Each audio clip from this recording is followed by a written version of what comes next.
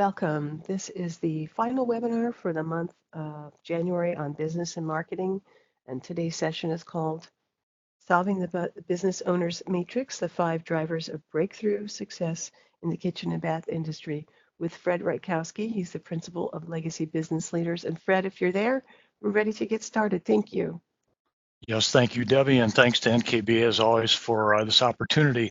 And thanks to all of you for investing your time today. I appreciate it. My goal, as always, is to make a difference for you today. And this is about you. This is about your business success in 2020. And more than that, having a look, gaining some insights and perspective in terms of those things that may be most challenging or frustrating to you in terms of making your business work and rewarding you. And that's the goal, as always, in these sessions. How can your business reward you better in 2020? We've got a lot of ground to cover, so I'm going to dive into this and move forward. Again, as Debbie has already mentioned, please go ahead and drop a question in the chat box if you have it. If it's pertinent and relevant, I'll answer it. If not, I'll just defer it towards the end.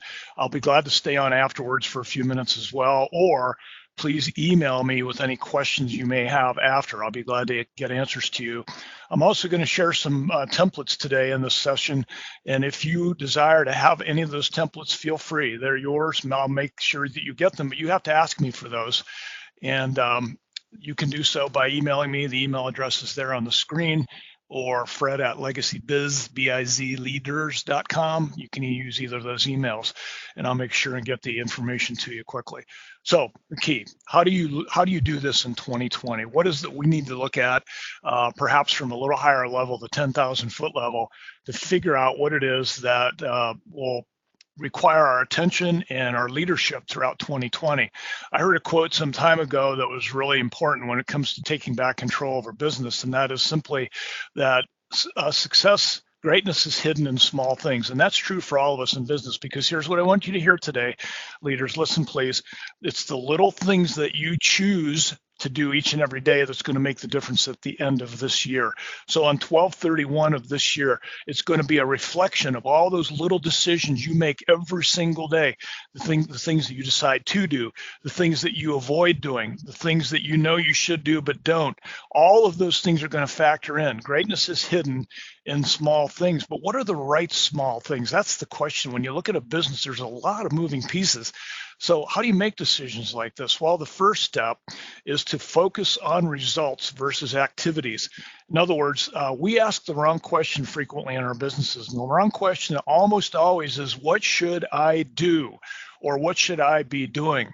I really want to encourage all of you right now to start asking the right question right now and every day the rest of this year. And that question is, what do I want? You must focus on results. What are the results that I want at the end of this year? And in that process, you will create a results-oriented environment in your business. Ask the question. Be ruthless. Look for answers every single day. Ask your people. Help them to gain some sense of congruence with where you're going and why you are going there. That's your vision and mission statement, as well as your core values. It's ultimately key to success, to your success, and it's going to depend on you asking those right questions. So what do we need to take away from this today? Here's my goal for you. First and foremost, how do these 5 functions of a business work together to impact the results that you get, the outcomes that you get? Take a look at that. The second thing I want you to take away is, how do you put those drivers into action? It's great to have information, but information without action is nothing. It's just a good idea. So how do you put those things into action to increase your profitability at the end of this year? And when I say profitability, I don't just mean dollars. I mean profitability in terms of real peace of mind. At the end of this year, for example, what has to be true for you to have had an excellent year, to really feel satisfied that you did great work and you were rewarded well for it? And then the third part is, how do you create an action plan to leverage each driver and improve their performance and achieve maximum impact? Some of number 3 is going to be kind of implicit to what we do in the next hour together today. But the key to this whole thing is to start to look inward, first of all, and then outward. First of all, inward, what do I want? And then outward, what do I need to change? What needs to change for this to really produce the best results for my business? That is key to success. So to do that, we're first of all going to take a look at these 5 functions of business. So let's have a look at them. You can see the screen here. First one is purpose. That's number 1, and they go in sequence right up the chain here. The second one is leadership. And by the way, when I say functions, I'm not talking about an action step. I'm talking about a piece of your business that functions well with the other pieces to make the whole thing work together to produce great outcomes. Each one of these is fundamentally necessary to the overarching goals and results you get. So purpose first. What is purpose? Purpose means what I just said. Why do we do this? Where are we going? What do we stand for around here? Purpose is what I call your core 4. The first and foremost of that is your values, which should answer the question, what's most important to us? That's a huge question. And when you get that answered, bring your people together to help answer it. That's the only one that your people can really help you answer out of the core 4. But it needs to be shared values so that everybody has the same idea about the criteria we use to make great decisions around here. Your core values, what are they? And if you haven't done that exercise, please do it. I have a 60 core values exercise. You're welcome to have it. Just let me know. Second part of the purpose, your vision. Where will we be in 3 years? And I don't mean where you think you'll be. I mean where you will be that's most ideal to you in 3 years. What's the ideal look like and sound like? Make it clear to your people. Paint the picture for them. Draw the bullseye on the wall so people know where you're going. And then third, tell them why you're going there. That's the mission of the business. If we're going somewhere, why are we going there? Exactly. And it can't be just to make money. Money's a fundamental mandate for all of you that have a business, period.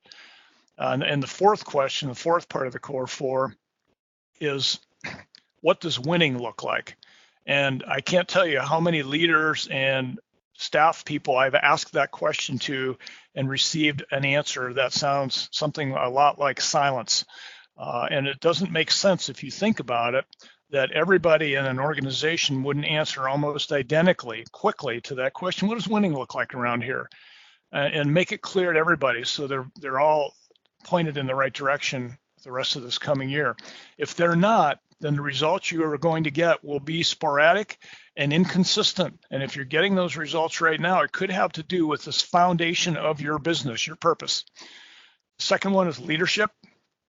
Leadership is how you impact that business. And believe me, right now, your business is giving you exactly, leaders, what you've designed it to. It's a reflection of your leadership. In 2020, how do you need to change to make better decisions, to impact your people more effectively, to create environments of learning and growth and profitability? How do you do that? And that's up to you. Remember, leadership is what's responsible for the culture, in whether it's a winning or a losing culture, whether it's toxic or healthy. That's a reflection of your leadership. Leadership cannot be ignored. In fact, leadership, listen carefully, cannot be subordinated to busyness. I hope you caught that. Leadership cannot be subordinated to busyness. And if we do that, if we allow ourselves to be habitually too busy and overbooked and running hectic all the time, we are automatically sabotaging our best efforts. I hope you're hearing this.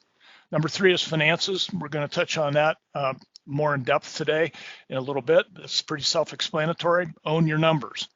A lot of business owners in our industry, unfortunately, are not really owning the fact that they know the difference between markup and margin, for example. It's a simple concept. You must own it, among other things.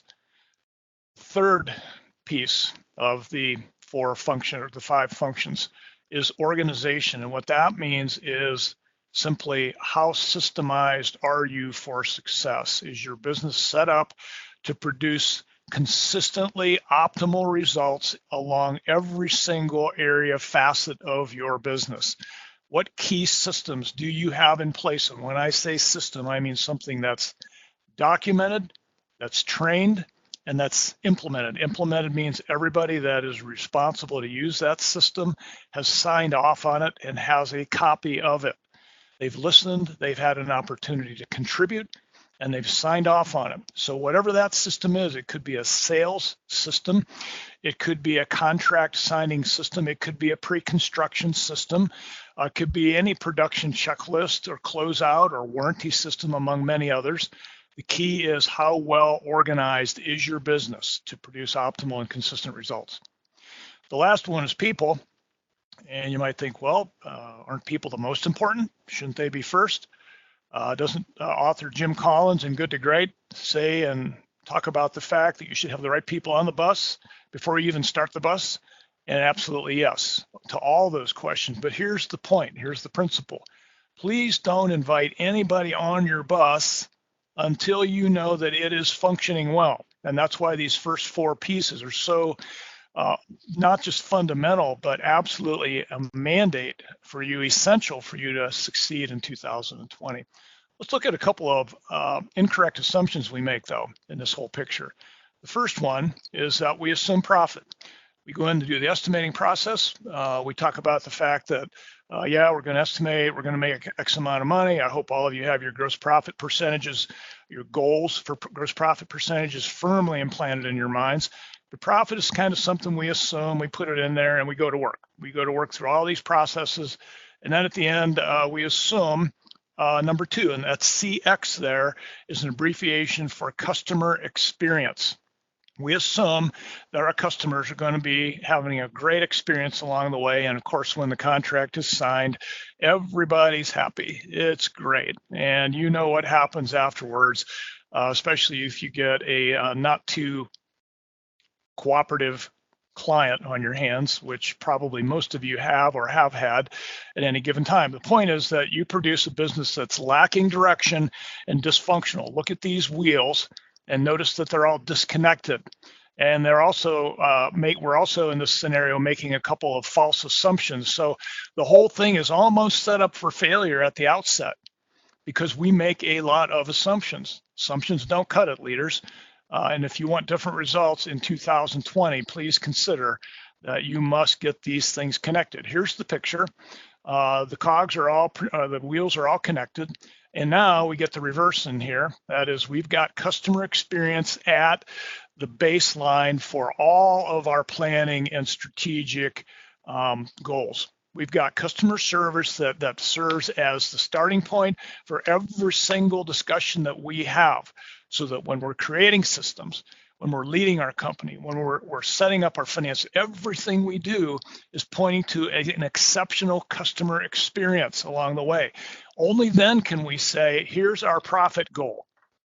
We know that by providing great customer experience, we will now be able to much more likely produce a great picture, a great bottom line profit at the end of the year. And here's what it looks like all put together.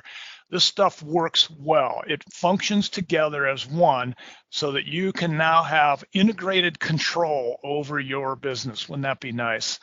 Gain control. I know for some of you, at least, and maybe most of you even, that some days you feel like your business is running you instead of the reverse. And that's no fun. It sure takes the joy out of life and business. And over time, it takes a toll on all of you leaders too. I know it because I've lived it. My background is 33 years as a builder in the kitchen bath industry primarily, was one that experienced this all too often. Your business is integrated and controlled and customer driven. Now, please don't hear what I'm not saying. I'm not saying customer controlled. I'm saying customer driven.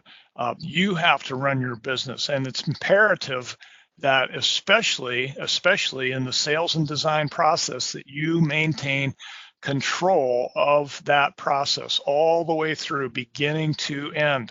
And I mean that. It might sound counterintuitive, but your goal is always to deliver a unique and excellent customer experience, but not at your expense. In other words, this is not a lose-win proposition. It cannot be ever. It needs to always be win-win. And when I say adopt a mindset of an environment of success, an environment of mutually beneficial outcomes, what I mean there is we can and must never compromise what's best for us in order to give the customer something that's best for them. It happens all the time though, and I can tell you this, think about a time when that's happened, maybe today even for some of you. The fact is, when we do that, it's usually because we have not prepared well enough on the front end. We either have not explained and been crystal clear about the expectations for the project. We haven't been clear about the details or the scope or the allowances. Nonetheless, we get into that process and all of a sudden things start to turn south. And in those scenarios, then that's where profit gets compromised. Please stop it. And you can do that by taking a hold of these functions and implementing them. Let's go forward. To get this off the ground, here's a key point. Your business success in 2020 is not random. And in fact, it's not going to happen by accident. I love this quote from Stephen Covey. He says it simply, he captures it. It's inspiring to realize that in choosing our response to circumstance, we powerfully affect our circumstance. And what he's saying here is a leadership principle that's key to your success, and here it is. We have to learn as leaders how to stop being inward focused and worrying about ourselves and how everybody else in the world may be responsible for our success. They are not. Success is up to you. We are not, listen please, we are not victims of circumstances, but we are, one thing we are for sure is products of our choices. Now at the outset today, I said to you, the end of this year is only going to be different based on those little decisions you make every single day. You are products of those choices. The key to leadership is learning the discipline of making intentional choices every single day. That's a discipline. A discipline takes practice, right? It takes repetitive use. It takes focus. It takes goals. And one of the things that is key to leadership that it must be present. It's a mandate. It must be present for your leadership to take place. Think about this. Is number one. There's two things actually. Number one is a destination. If you're not going someplace, you're not leading. That's number one. And number two is followers. Now you might think, well, that sounds kind of ridiculous, Fred. That's a given, right? Well, no, it's not, because we assume that if we're in position of leadership, that people will follow us. They will not. People do not follow you because you're right. People only follow you because they choose to follow you. In other words, they see a leader, someone who has enough, is trustworthy enough for them to say to themselves, yes, I want to follow you. I want to be part of this. That's leadership. We are not victims of circumstances, but we are products of our choices. Let's take a look at some of the cycles of mediocrity.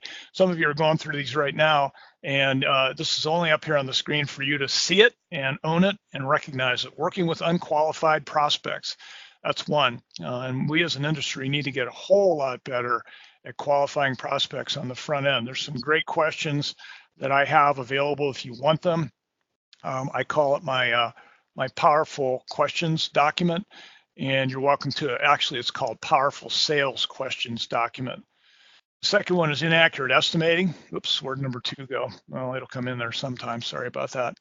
The second one is actually Undefined Customer Expectations. I mentioned this a minute ago. We stand to gain a lot by getting a lot better at expressing these expectations. Just a real quick side note on this one. One of the places where I see this as a real void is in the pre-construction process between the contract signing and the start of work. For those of you who are doing install or remodel, this is fundamental to your success. Have a pre-construction meeting with your client religiously. This is a place where you re-express or reset those expectations clearly about what we are going to do, what we are not going to do, and when we are going to do it.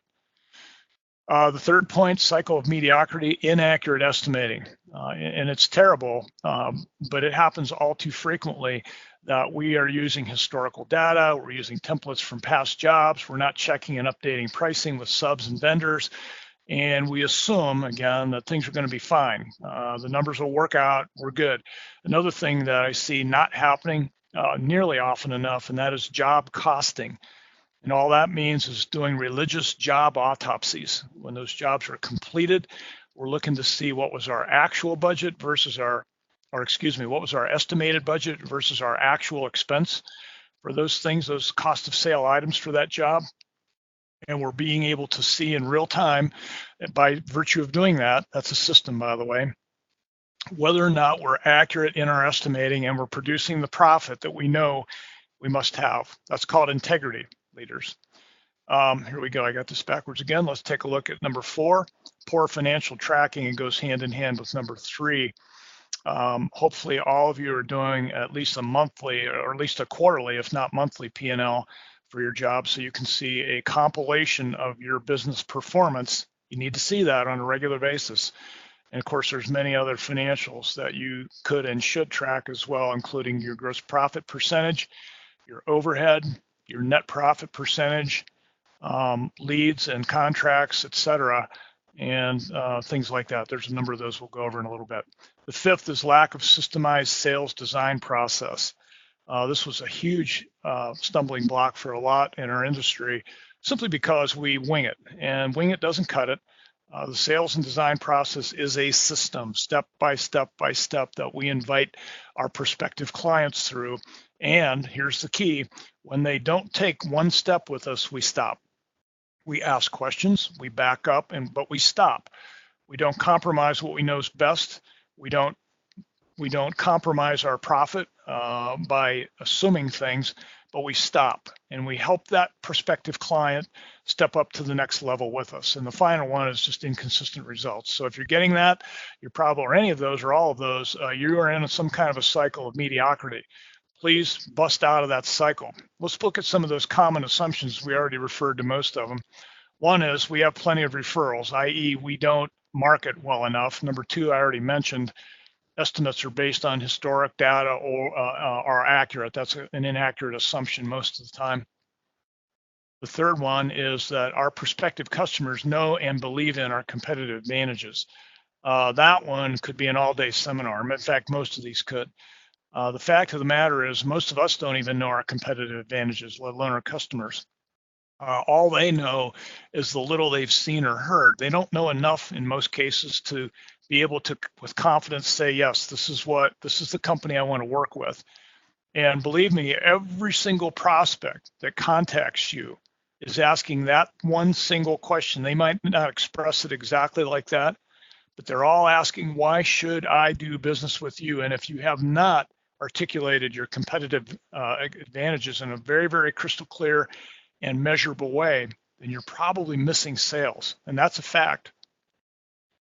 4th assumption, profit margins depend on the customer's budget. Nope, they never do, ever. And as you develop and gain more and more excellent sales skills, you will find that budget becomes less and less of an issue. I'm sure all of you battle budget issues with your prospects. That's just part of the industry we're in. And honestly, for us, the only answer is get better and better at sales. Get better and better at religiously articulating, talking about how you are different from the competition, and more importantly, how that difference is important to your client long-term in that project. There's lots and lots of ways to do that, and I have a couple of templates on how to convert what you might say as strengths. What you have is, remember, a strength is not necessarily a competitive advantage until you make it one. I have a document on how to convert strengths into competitive advantages. You're welcome to it. Just ask me for it. Profit margins do not depend on your customer's budget. If they do, then all you're saying to you and your company is this: okay, I hope we make some money. It'd be nice if we made some money, but I need a sale.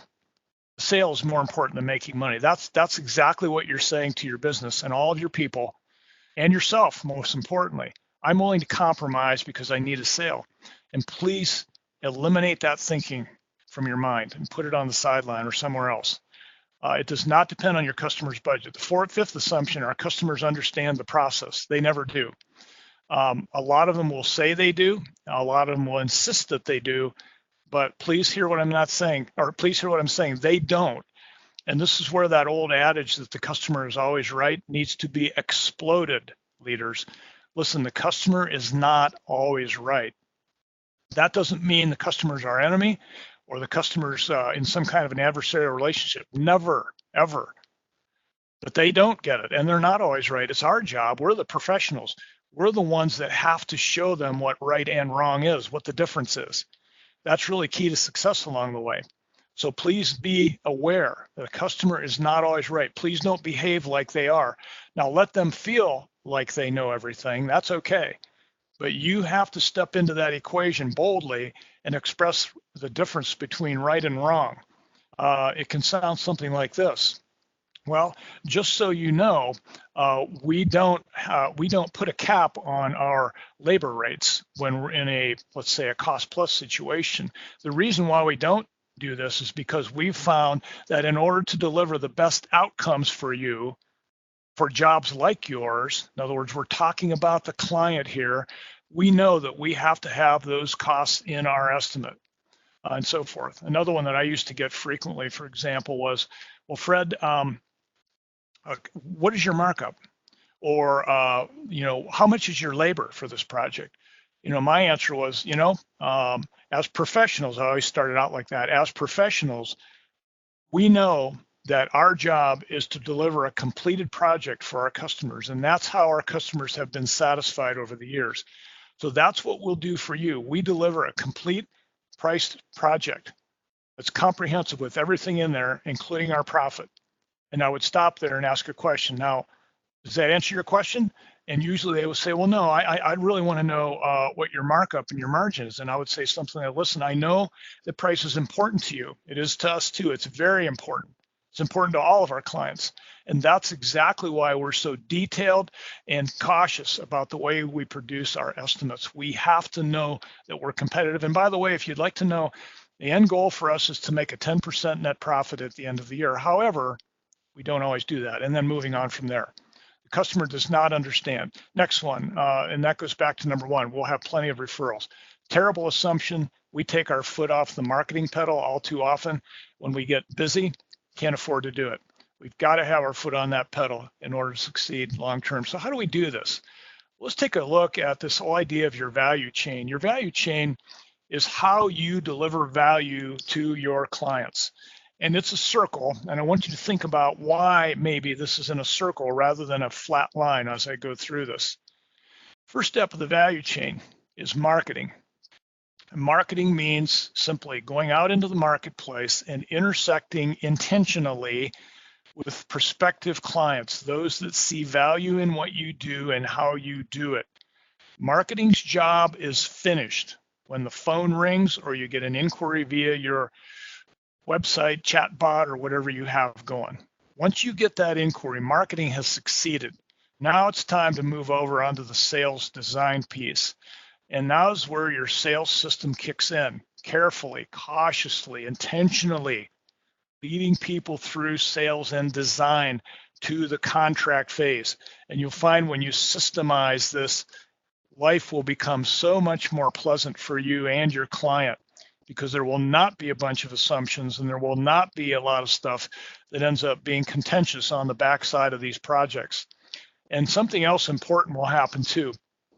Those clients who you end up spending a ton of time with, who walk away before the contract sign, chances are with a sales system, you're going to eliminate over 90% of them early on.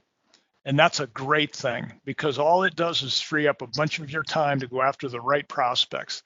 Second piece of your value chain, sales and design. You get to the contract stage, of course, now we're moving over to pre-construction, which I mentioned earlier. The pre-construction phase is huge. We oftentimes rush through it, don't give it enough attention, but it needs to be systemized as well.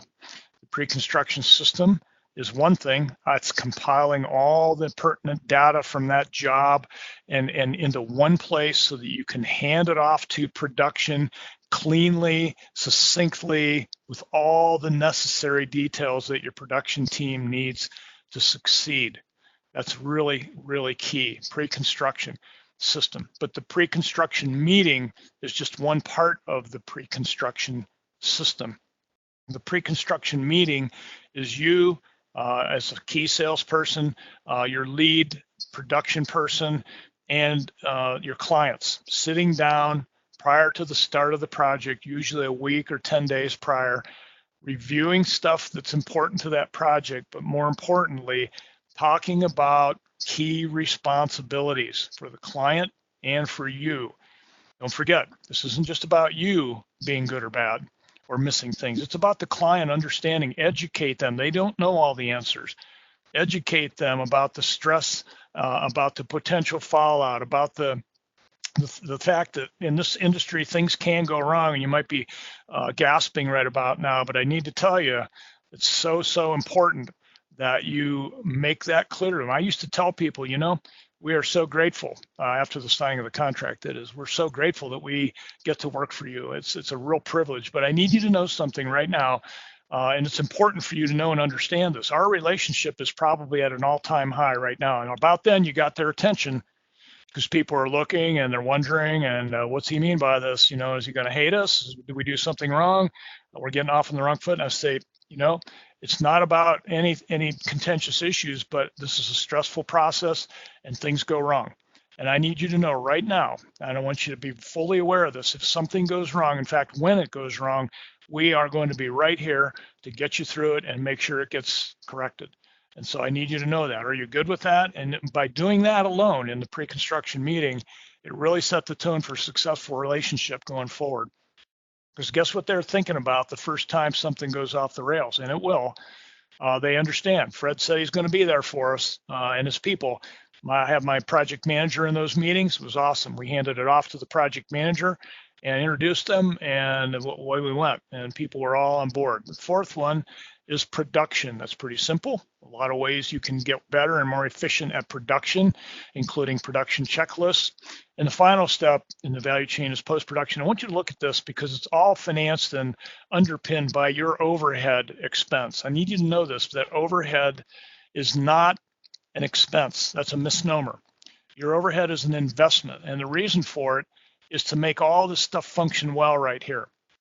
All of it. And at the end of the game, to deliver an outstanding and exceptional customer experience. Now, back to the question, why is this a circle instead of a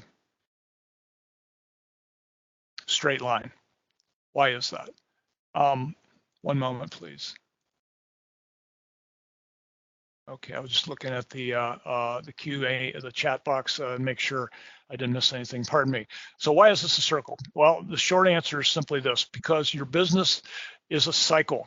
And if you have all these pieces, these 5 functions I mentioned earlier, if you have them all really functioning well together, this cycle is going to be self-sustaining over time. And what's going to happen when you get to post-production, it's so important. If you don't have a warranty process documented and implemented, please do it. Because this is where you gather great referrals from people over time, and they just cycle right back into your sales design process, and around you go. And over time, you develop this great network of referral, a great brand, a great image in the public, from the buying public in particular, about who is the right person to call. And I used to tell our people over and over again, listen, our goal here to make sure that anybody in our region who is thinking about a project like what we do will at least have called us.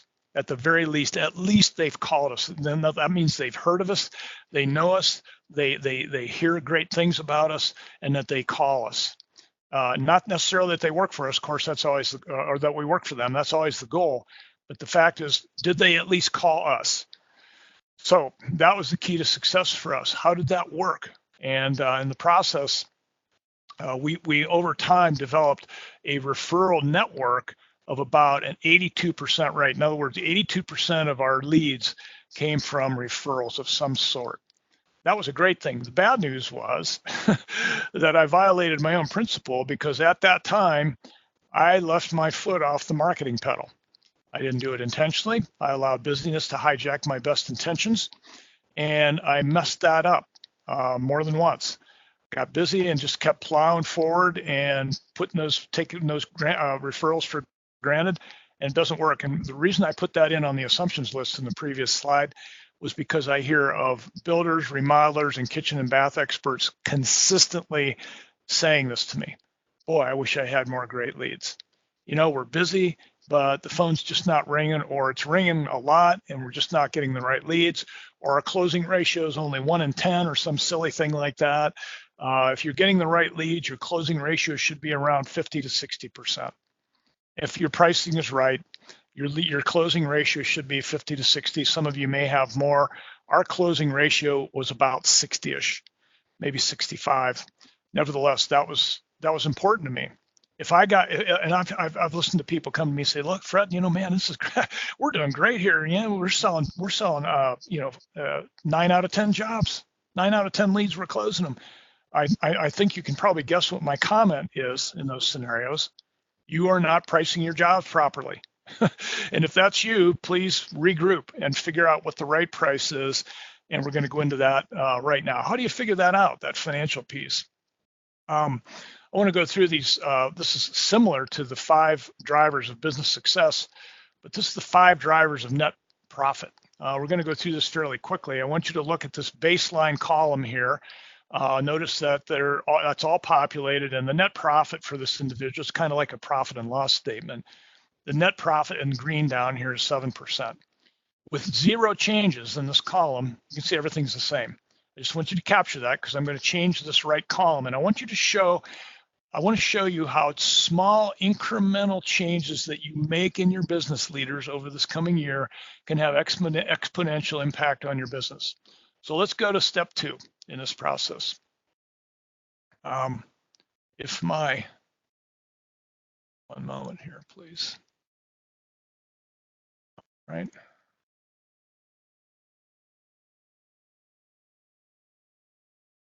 Okay, sorry about the interruption. Let's go back to the screen and back here to, there we go. All right, screen froze up, sorry about that. So you can see the number of leads, contracts, revenue, gross profit, and overhead. These are the 5 financial drivers of your business right here. These are the 5 variables that end up driving success rates for you. You can see the right column is 0. As we move on, the net profit increase, of course, is 0.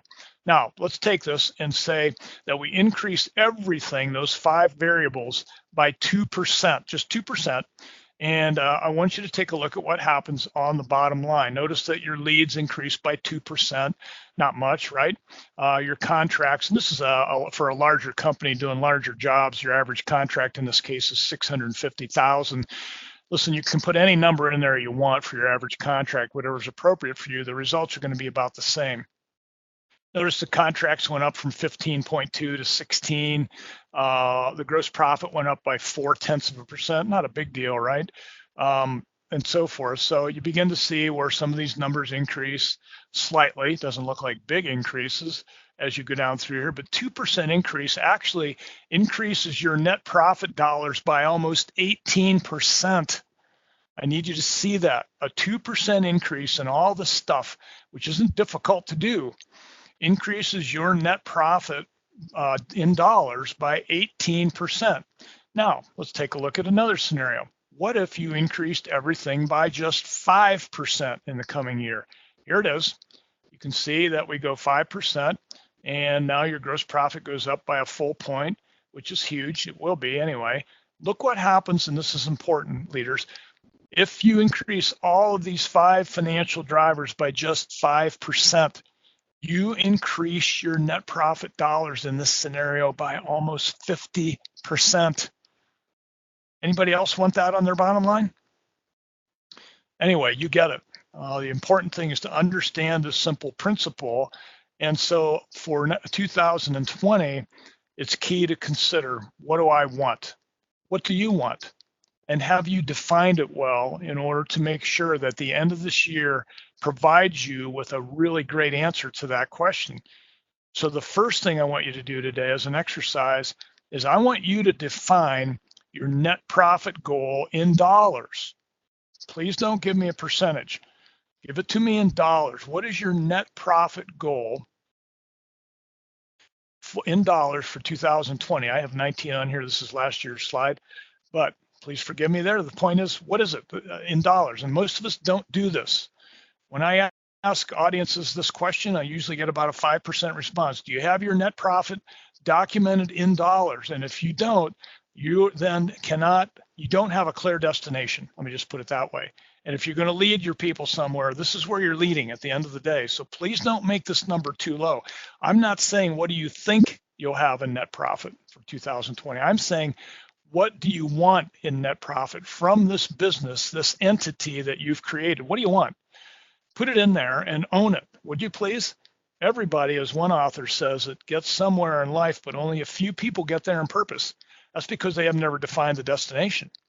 What is it? Make it clear, make it compelling. Write it down, put it on a plaque on your desk. How's that? Net profit is the end game. It's what allows you to have peace of mind at the end of the day. It's what allows you to have discretionary time, which is priceless at the end of any given time. And it's what most of us covet when we're in business, because businesses tend to own us. The next step, and this is important, get your overhead budget for 2020 defined, clearly defined. That overhead budget simply is those expenses, it's a misnomer, those investments that you make in your business to sustain it throughout any given year. What is the budget? What are you going to do? Go to your P&L from 12/31 of 19, calculate what your overhead was for 19, adjust it accordingly, and make a good educated guess, but get the budget number and write it down and own it. Now remember, though, this is important for those of you who are owners on this call today, your owner's salary needs to be in that overhead budget. If you're just taking distributions, you're not a legitimate business. In other words, you're not going to get accurate financial reports, and it's important that you understand and own that concept. Get your owner's salary in your overhead budget. You can take about half of your compensation via that salary.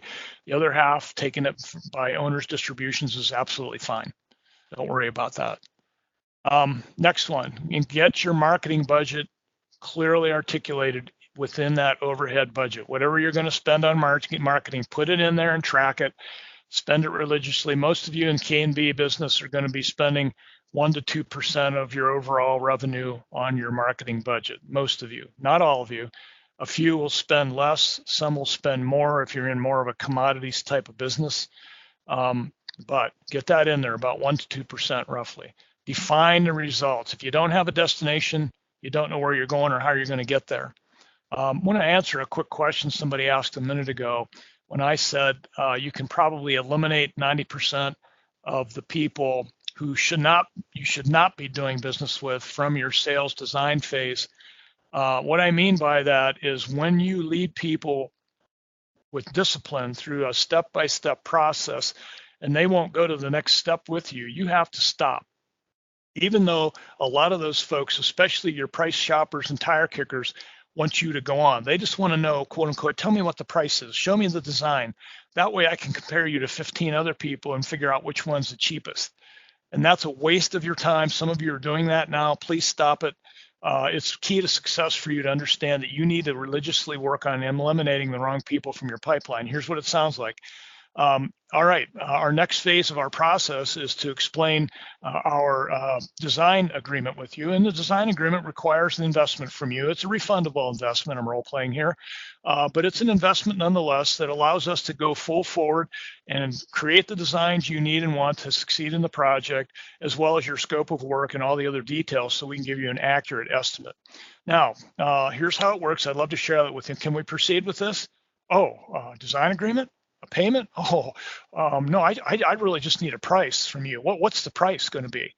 That's where you have to say with discipline, well, I'm sorry, but we know based on a history of how we deliver successful outcomes for our customers that we're not in the price giving business. I'm so sorry. Here's an example. I had a guy one time, and this happened more than once, but I just remember this example because he was so obstinate. But we did a full-blown design for him, and we showed him some very high-level concepts. And I did give him a budget range, which I always do, and that's important. Budget range, not a number, a budget range. And I gave him all that information.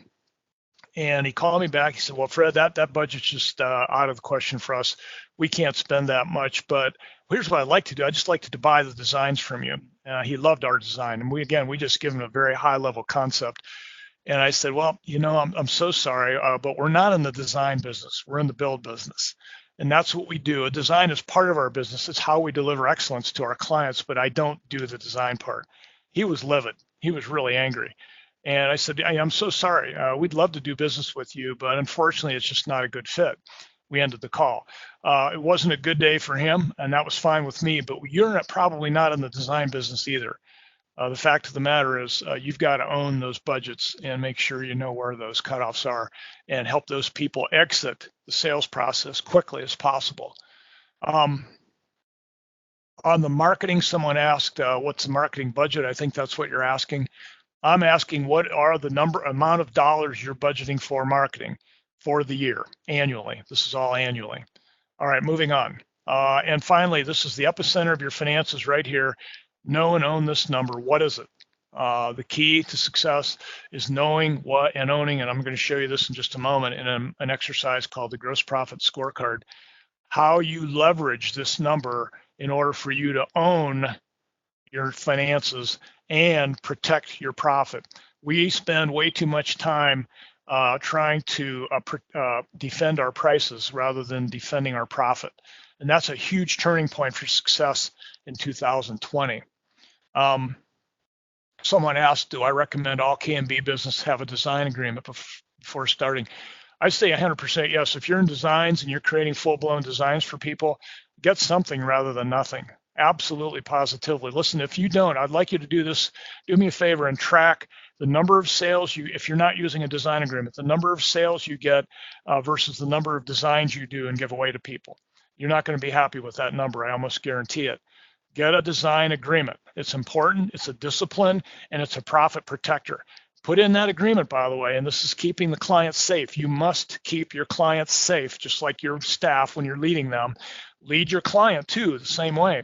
And that is simply keep them safe. Here's what it sounds like. We have a design agreement. It requires that you write a check to us, and it's in order for you to have a stake in this process so we can have a commitment and know that the work we're doing for you is viable right now and that we're both going through this process together toward that mutually agreeable endpoint, which is a contract. So here's how we do it. We charge a $500 fee. One guy I know, he charges, I think, he just raised it, $250 for a bath and $350 for a kitchen, I think, something like that. It's not very high numbers. Now, if you're getting to big remodels, that's a different story. You got to charge more. The key is what I tell them and what most people are doing these days to keep the client safe. Here's what happens. If we get into this process and you decide to go forward, then we're going to refund that full amount to you on the final progress payment. Make sure it's on the final payment, not on the first one. All right. Hold that money back and hold it to the final payment. That gives them some peace of mind in a sense that, that's great. We're investing in something here. Now you're going to get the question, well, what if I decide not to go through with it? Well, sorry, but that's non-refundable in that case. Or raise that fee up, raise it up to $500, $600 and give them half of it back if they decide not to go forward. Now you've got a winning equation and you've kept them safe. Okay, so I'm going to keep going forward. The one somebody also asked is the 1% to 2% marketing budget based on gross or net? Neither. Remember, when you're doing these percentages, leaders, your percentage, this is a key question, thanks for asking it. Your percentages are always based on your revenue, which is always 100%. Everything else is a percentage of your revenue produced, not closed business, not contracts that you write, but revenue that you produce an invoice for throughout the year. So if you're bringing in $500,000 a year, your marketing budget at 1% would be $5,000. If your revenue produced for the year is $5,000, then your marketing budget or your revenue produced is 500,000. Your marketing budget is $5,000. That's it. Simple. Everything is based on your revenue produced. All right, let's dive in. I don't want to run out of time. I want to get through this. Marketing plan here. This is a template. If you want it, get it. This is how you religiously and intentionally pursue marketing consistently. It doesn't have to be a bunch of stuff, but here's what I want to do before we run out of time. I want to share the gross profit scorecard so you can see specifically how to make money. There's 3 variables on this. Notice that it starts out with net profit. I asked you a minute ago, to derive, write down, document your net profit goal in dollars. This company has done it. This fictitious company has said, we want $500,000 in net after my owner's salary. Next thing, this owner says, okay, I know that our overhead budget for the year is probably going to be around 600,000. We're looking at about 50 grand a month to run this thing. The third goal, the epicenter right here, we're going to go for a gross profit goal of 20%. Now you've got your three variables put in there. By the way, in your industry, in kitchen bath, probably for most of you, your gross profit percentage goal needs to be more like 35, 40%. And no, I'm not kidding, if that's what you just asked. We can talk more about that. But the key in this one is this owner has said, for my business, I want 20%. Now look what happens. This will be a self-populating spreadsheet.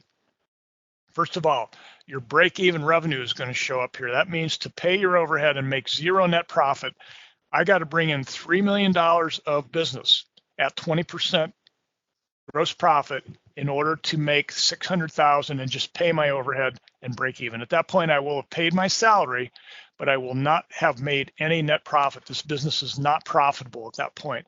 The next thing it's automatically going to show is up here. Look at your sales goal and see what happens here. Now we've got a $5.5 million sales goal for this company in order to pay the overhead and produce a net profit. And look what else happens. It automatically populates your percentage of net profit. Not bad, 9.1. I'd love to see you all making at least 10. Not bad here. Your overhead at 10.9. In the building and remodeling, in the building industry, 10 to 12 is good. In the remodeling, kitchen, bath industry, your overhead's probably going to be way higher, probably 20 to 25%ish. Some of you may even be a little higher if you have showrooms that are in high visibility areas and very expensive. So that's what the GPS scorecard shows you.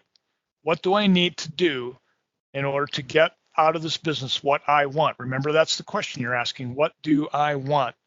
Very, very important. All right, I hope everybody's good here, but this is important, and it's key to you. You can put your numbers in here, your net profit goal. Don't be too conservative. Put in there what you need and want this business to reward you with. Put in your overhead budget. You already know how to figure that now. Put in your gross profit goal, but I want you to look at the next screen. And by the way, after putting those in, it's going to tell you what is your break even and what is your sales goal. All right. Now I want you to look at something important. I'm going to change this 20% to 35, and I want you to see what happens when I do that. I want to point this out because you're still making the same amount down here. You're covering the same overhead. You're making the same net profit, but by raising this to 35%, look what happens to your sales goal. It goes down by, let's go back. It goes down by over $2 million. In other words, for $3.1 million in revenue, you will make exactly the same results on your bottom line. This is key principle, leaders. If you increase your gross profit percentage goal by even 1%, it's going to decrease the amount of work and stress and risk you need to take in order to produce exactly the same results at the end of the year. Not only that, but check it out. The break-even revenue went down from 3 million to 1.715 million to make exactly that 600,000 the same money. This is a key principle. Please own it. So the key to success here, and I'm going to go back through this just briefly because it's so important. And here's somebody else asked, should an owner's salary be a percentage of revenue also? Well, not necessarily. It will be a percentage of revenue just by virtue of the fact that it's in your overhead budget. And that can vary a lot depending on how big or small of a company you are. Let's say that you decided that you wanted to take 100,000 out of your business every year. That's your minimum compensation. So you decided that you're going to take 50 grand in salary, which will all be taxable with regular payroll taxes and deductions. And the other 50 grand you're going to take as distributions randomly whenever you want to, or you could take them regularly in regular installments, assuming you have the cash to do it. That's the key thing about a distribution. Your total's 100K though. So that 50K is going to be included in that 600,000 that I have on the screen here in this example. Now, as a percentage of 3 million, that percentage is going to be a lot less than it would be in the previous screen as a percentage of 5 million. Hope you understand that. Everything in your P&L is measured as a percentage of this number, revenue produced. Some call it sales, for example, in QuickBooks. If you're using QuickBooks, most of you are, I'm sure. QuickBooks will give you, in your P&L, that we'll call revenue produced sales. Same term, same meaning, sales. Revenue produced. It doesn't mean signed work, signed business, or closed business. Closed business is simply contracts we have signed right now that the work isn't necessarily started. Revenue produced is revenue that you've earned because A, you've completed that segment of the work, and B, you've invoiced for it. At that point, QuickBooks will recognize it as revenue in this line item. I'm not, okay, there's more we could say there. I don't want to confuse anyone. Let's just leave it at that. Everything under revenue is calculated as a percentage of revenue. In other words, revenue is always the baseline, the 100% on your P&L, and everything else is a percentage. So you can't really calculate your owner's salary as a percentage and come up with an accurate number, is what I'm saying. All right, so let's take a look here at where we go. Remember, in this first scenario, we have 20%, 600,000 in overhead, 5,000 is our goal. We put that in at 20% with a break even, and then we've got our sales goal for the year. Divide that up by 12, and you've got a phenomenal goal to set in front of you and your people. And then you go to the next scenario, which is probably better or more accurate for a lot of you in this industry at 35%, because typically your overhead numbers are quite a bit higher. So in this case, can you get by, run $3 million business on a 50K a month overhead? It's probably a little marginal. It's probably going to be more like 750. In other words, this percentage for you over here will probably end up being more like that 20 to 25% number. And that, which in case, if this goes up, keep in mind, if this percentage goes up, that just makes the net profit a little lower. Can you make 15.9% in this industry? You can. It's feasible. It takes some really special leadership skills to get there. Listen, if you go 10% this year, I'm going to say congratulations. You're doing a great job. Keep it up and keep pressing forward. Every business has growth plateaus, and if you're in one of those right now, learning the stuff that's key to the five fundamentals of business today could be a great starting point, a great pivot point for you to really gain the leadership skills you need to go forward successfully in this coming year. Last thing I want to share with you today is the Kpi Dashboard. This is how you track. If you're going somewhere on purpose, how do you know you're getting there? And this is key performance indicators. That's what Kpi stands for. Key performance indicators. What are those indicators that will tell you, when measured religiously, that you're doing a great job? These are just a few of them on the screen right here. Closing ratios are one. Some that aren't on here, for example, are customer satisfaction ratings. That's a huge KPI, or could be. Another one is revenue produced per employee. Another one could be gross profit per employee, or gross profit per project manager, or gross profit per employee. All of those could end up really telling you a story of your business, but that's what the Kpi Dashboard is. It is a storyboard. It is for you to look at a real-time leading indicators. And for those of you who are getting P&Ls from your accountants right now that come in 30, 40 days after the end of a period, you almost could just take them and throw them out. You can, I'm sure, glean a little bit from them, but listen, those are just history reports at that point, and history isn't good enough. By then, it's too late to course correct in most cases. But when you do these Kpi dashboards, at least monthly, if not weekly, you're going to find out some things about your business that are really, really key to you. And I guarantee you some of those things will be surprising. But that's okay.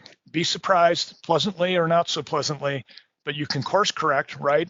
And that's those little decisions you make every single day in 2020 that are going to make a great difference, a successful difference for all of you by the end of this year. Your business is right now giving you exactly what you've designed it to, leaders. It's only going to change based on your leadership every day, those little incremental decisions that you make every single day of this year going forward that really tell your story and make a change, exponential changes in your business. Let me know how I can help you along the way. Email me questions or requirements or anything. If someone's asking, how do you track those KPIs? It's very simple. I have a KPI spreadsheet. Most of this information can come right out of your QuickBooks profit and loss statement, almost all of it. Take it out of there. Others can come from other places. Really simple to do, but assign one person to it, or at least most of it. Get the numbers put together every week or month at least, very, very minimally every month. Review them, look through them, study them. I've had builders and remodelers and kitchen bath people do this. It absolutely changes their business because now what's happened is they have taken full ownership. Please do so in 2020. Go get help if you need help.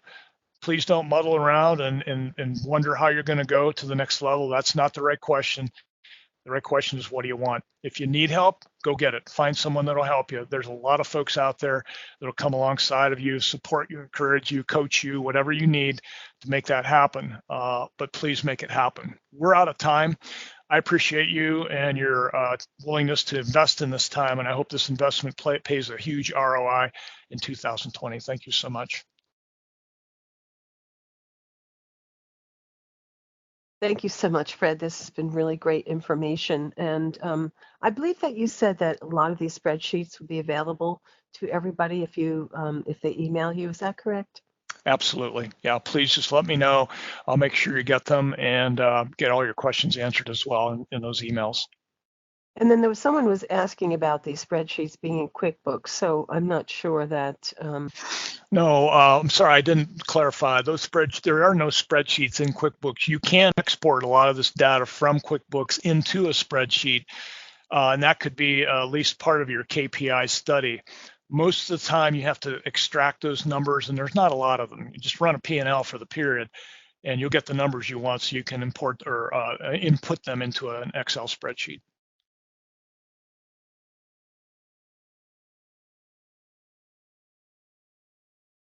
Okay, Fred. And then there was one more question, I think, about the GPS scorecard, I believe.